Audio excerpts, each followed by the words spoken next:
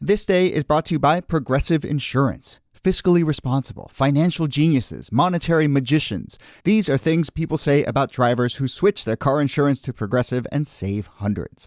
Visit Progressive.com to see if you could save. Progressive Casualty Insurance Company and affiliates. Potential savings will vary. Not available in all states or situations. Hello and welcome to This Day in Esoteric Political History from Radiotopia. My name is Jody Avirgan. This day, February 5th, 1862, Senator Jesse David Bright becomes the only senator from a northern state to be expelled for being a Confederate sympathizer. Listeners, I'm going to give you 5 seconds to guess what state Bright is from. Take a moment. What state? How many of you guessed or knew Indiana? Well, he is from Indiana. We have Jesse David Bright of Indiana. By all reports, a pretty corrupt guy, a rival of Charles Sumner, bit of an over-the-top character, and a loyal Democrat in the run-up to the Civil War. And then, after the southern states secede and the Civil War breaks up, there he is in the Northern Senate, now the most senior Democrat, and to put it lightly, a Confederate sympathizer, maybe, as we'll discuss, a Confederate collaborator, which is the thing that does lead to his expulsion. So, let's talk about Jesse David Bright, this larger question of Northern political sympathy for the Southern cause. Should we be surprised maybe that Bright was the only senator expelled as the war broke out? Here to discuss, as always, Nicole Hemmer of Vanderbilt and Kellie Carter-Jackson of Wellesley. Hello there. Native Hoosier Nicole Hemmer, who I didn't want to protest. I didn't want to pin it all on you. Protest. This is the topic we're covering from Indiana. Hello, Jody. Hey there, and I'm actually not surprised by that. But you're not on surprised. My list, well, Kellie. Yes, I guess I was kind of walking you to that question. Look, Bright is a over the top character. We should sort of paint a sketch of him and his actions. But I actually do want to, Kellie, get your thoughts on the kind of larger, bigger question, I think, here, which is like Northern political sympathy for the South. I mean, we've talked so many times about the kind of very nuanced lines between abolition and secession and being abolitionist and anti-slavery and all of those things. But from a political sense, maybe we shouldn't be surprised that there are a bunch of senators in the North who kind of still, when the South splits off, still say, oh, you know, those might be my people over there. Yes. I mean, I know I've said this many times before that, like, New York City almost seceded with the South, that they were like, wait a second, all of our banking, all of our insurance companies, like, they control a lot of the purses. And so they were thinking about it for a long time. It doesn't happen. But you had a lot of people that were sympathetic in the North because if you worked in a textile cotton factory like in Lowell, Massachusetts, your bread and butter came from the products that were produced by enslaved labor. And so even if you were in a state like Indiana or Illinois, there was real anti-Black sentiment. You know, you might not have liked slavery, but you did not want Black people around you. You did not want anything that sort of reminded you of labor that could uncut free labor. But also, if you're making money, you know, through directly or indirectly through slave-produced products, then you're not opposed to what the South. So what is our sense of where Bright fits in on all that kind of that More spectrum? on the directly than the indirectly side. So he was the senator from Indiana, but he also held land in Kentucky where he enslaved people. So he was an enslaver. He was pro-slavery, as you mentioned, a high-ranking member of the Democratic Party. And his sympathies aren't really with the United States in this war. You know, he maintains that he is loyal to the U.S. and that his only hope in this great war is to bring together the United States once again. But he does not envision a United States reunited without enslavement because he's super into it. And I always get tripped up over the word sympathy because I'm like, sympathy or allegiance? Because I feel like these things are much stronger than just like, oh, too bad, so sad, poor South. Like, this is like he has a real sense of duty to protect his political interests, his financial interests, and that of the institution of slavery. I mean, do we want to talk about Indiana's kind of place here? Because there are a number of states that are sort of much more conflicted in this way. Even though, Kellie, you point out rightly, I mean, even New York kind of had these sentiments. But I mean, what do we need to know about Indiana in this moment? Indiana is not a slave state. It is bordered by a slave state, Kentucky, but Kentucky doesn't secede. So it is fully within kind of the U.S. states during this period. And it was also one of those places like Ohio that's on the other side of the Ohio River and therefore is seen as part of the haven of freedom. But of course, on the ground, you do not want to be living as a free Black person in the land right next to the Ohio River, because there are a lot of white people there who do not want you there. And slave catchers are there, and also some sympathies with the Confederacy. It's a mixed bag, right? It's depending on where you are in the state. Obviously, there are abolitionists in Indiana as well. There are a lot of proto-socialist and people on the left in Indiana, but it is not, especially in that southern region, what I would consider a safe place for outspoken pro-U.S. sentiment in this moment. Again, depends on where you are, but it's a tricky area right there by the river. Yeah. It is. You want to be much further north. You want to be in Canada. Exactly so. Yeah. So, in terms of Bright's positioning, we hinted at it, but he can't necessarily show outright allegiance. We'll talk about how he shows maybe covert allegiance to the South, but does he he seems like he frames it mostly in like, I just want the Union to stick together, right? Yeah. I mean, what is his framing? How does he actually talk about slavery, abolitionism, secession, all these things in these years? Well, I mean, it's kind of similar to like how Lincoln talks about it, to be honest. I mean, Lincoln has this idea of like, I'm just trying to bring the Union back together again. I'm not trying to abolish slavery. Matter of fact, let's keep enforcing the fugitive slave law. Like, his first inaugural address, that's all he's trying to do is just bring, the country back together again and not have these fissures. But, that sounds good, theoretically, but on the ground, people are unwilling to relinquish slavery, but also unwilling to trust the idea that the North will not protect the institution with the same level of vigor that they wanted.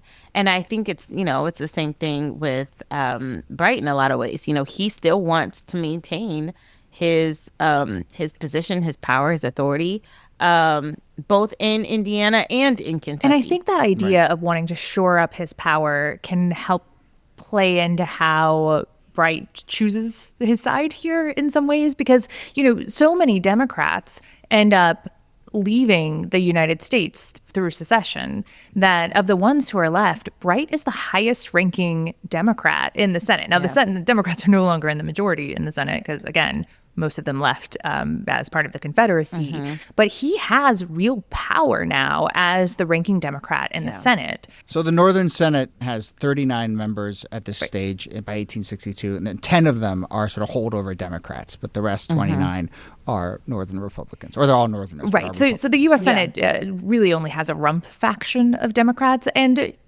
people look a little askance at them since the Democrats were the primary force behind secession. But, Bright himself became a very wealthy man when he became a senator. You mentioned in the introduction, Jody, that he was incredibly corrupt. Even retaining his seat seemed to have involved a lot of corruption. This is a period of time when the state legislature is still choosing senators. And it seems like there were a lot of shenanigans there to get Bright appointed. People were curious how he became so very wealthy as a senator. I think a question we still have about our senators today. So there would have been potentially a real cost to coming out for the Confederacy, especially as the representative of a state that didn't secede. Like, he doesn't, what's he going to do? He's going to have to, move or join the fight if he wants to be an open Confederate sympathizer, given his role. And he can't even move to Kentucky. It's not like Kentucky is still very much in the Union. People forget that today, but Kentucky was considered a border state. But it was a slave state that stayed in the Union, along with 3 others.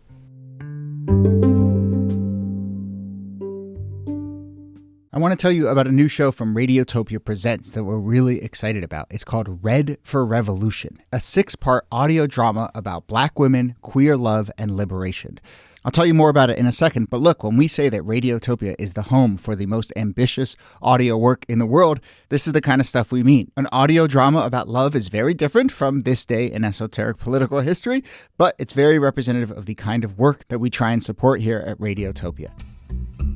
In Red for Revolution, we meet Jasmine, an 18-year-old who's grappling with her emerging queer identity and first crush, all while trying to mend her relationship with her homophobic mother. Jasmine connects with her grandmother, and we're transported back to 1971. There's jazz music, there's activism, romance, family drama, and fantastic original music. Oh, by the way, the cast includes Loretta Devine, Asipatha Murkerson, Danny Glover, and Jennifer Beals. Mix it up, spend some time with this audio drama that won the award for Best Independent Fiction Audio Storytelling at last year's Tribeca Festival.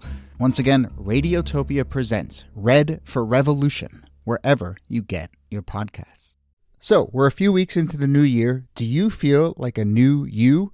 One opportunity we get to reimagine ourselves can come through a new wardrobe. Seriously, refreshing your clothes can go a long way. And this year, I've resolved to keep my look fresh while also trying to stay on a budget. Luckily, there's Quince.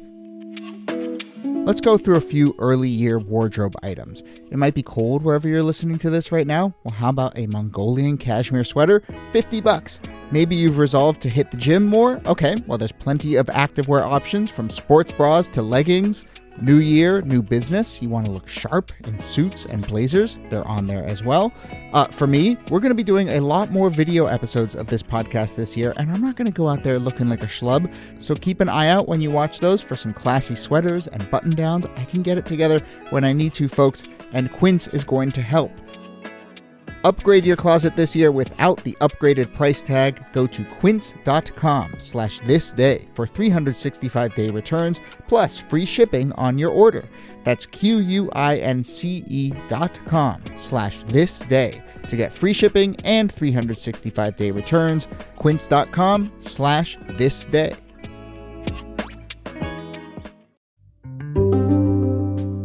I think we could do another episode about maybe this dynamic, but like, Kellie, it's just help me think through, like, there's still 10 people in the Senate who have a D next to their name, who are, politically affiliated with the group that just went rogue and seceded.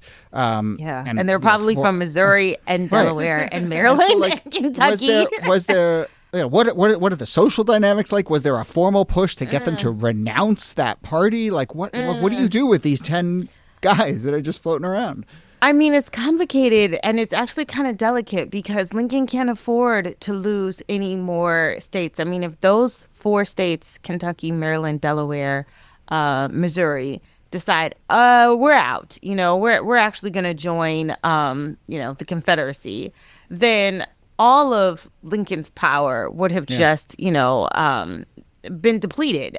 He needed those states. He needed to actually assure those states that he would not try to abolish slavery, that the Emancipation Proclamation doesn't apply to you if you're in Kentucky or in Delaware. I mean, and to some extent, those 2 senators, 10 senators, they have some influence because they know that Lincoln needs them. Yeah. But I think among the Republican, peers, it's tricky because it's like you need to toe the party line. And there's also like this faction within the Democratic Party that calls themselves the War Democrats. And these are the Democrats who say, well, we're still Democrats, but we do not agree with the secession. So we're loyal to the United States. And then that faction is going to become part of a new party called the National Union Party, which is what Andrew Johnson is a part of and why he's brought on to Lincoln's ticket. So there is like a fissure in the Democratic Party. So you've got these loyal Democrats still.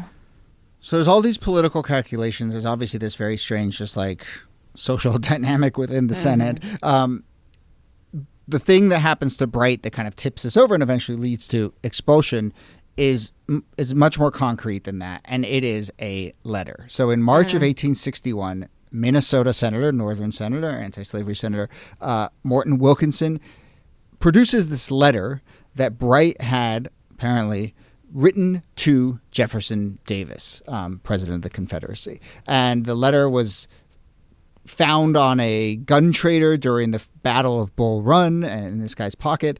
And, the letter itself is basically like a letter of recommendation, like, hey, here's this guy who I know, Jefferson Davis, like, take him in. He's good. I give him my, record. But the simple fact that a Northern senator is writing a letter to the president of the Confederacy, not a great look. Yeah.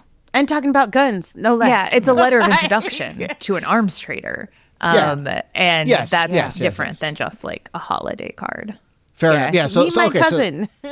So maybe my read of this letter is not it should be less innocuous, but it's basically like, what? Here's a guy who can help you get better guns, hook up arms for your cause. Here's a guy to get you better guns to shoot U.S. soldiers. All right, Morton Wilkinson, I'm with you. Yeah, that's sketchy. Treason. Welcome to the resistance, Jody Avergan. Thank you.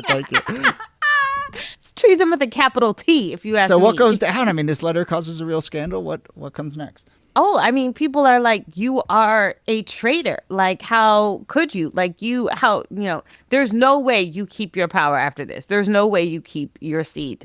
And people rallied to get him expelled, which is a big deal because we haven't had too many senators get kicked out of office. A matter of fact, only one, right? No one's. I don't think anyone has been expelled since him. No one has been expelled since him. A few before him, but no one after. Yeah. So I mean, this is a really big deal, but in a lot of sense, I mean, it is not just sympathies. This feels treasonous.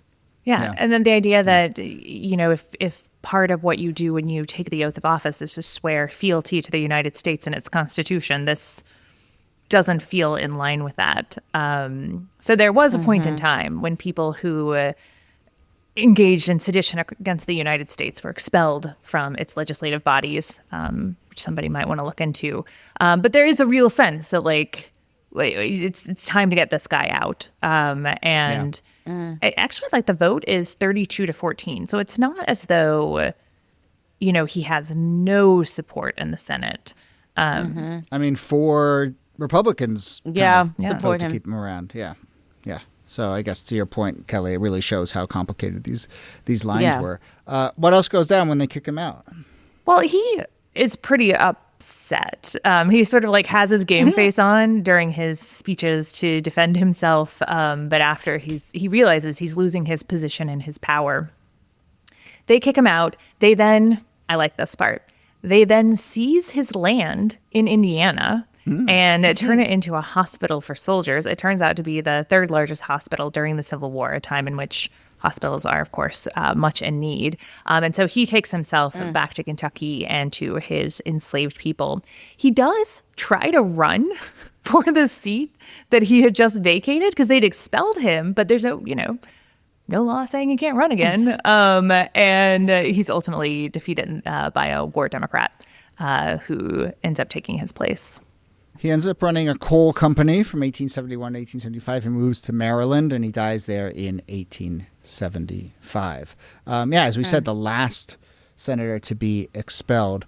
I'm trying to look up. Let me see if I can try. I'm trying to see if there's are there any schools named after this guy? I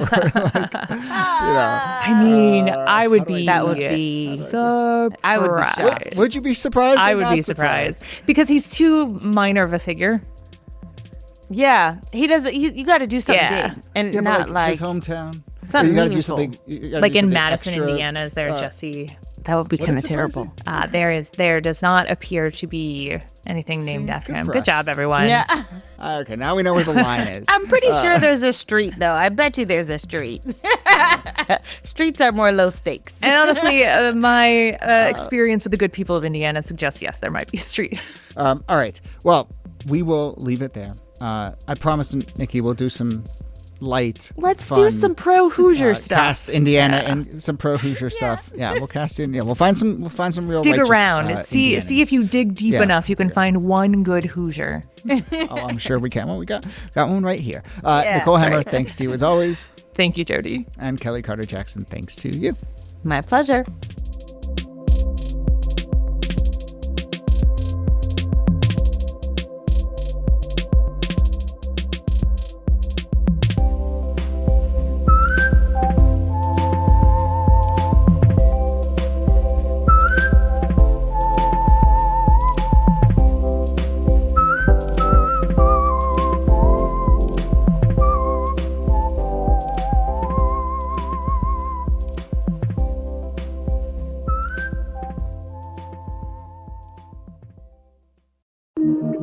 Radiotopia.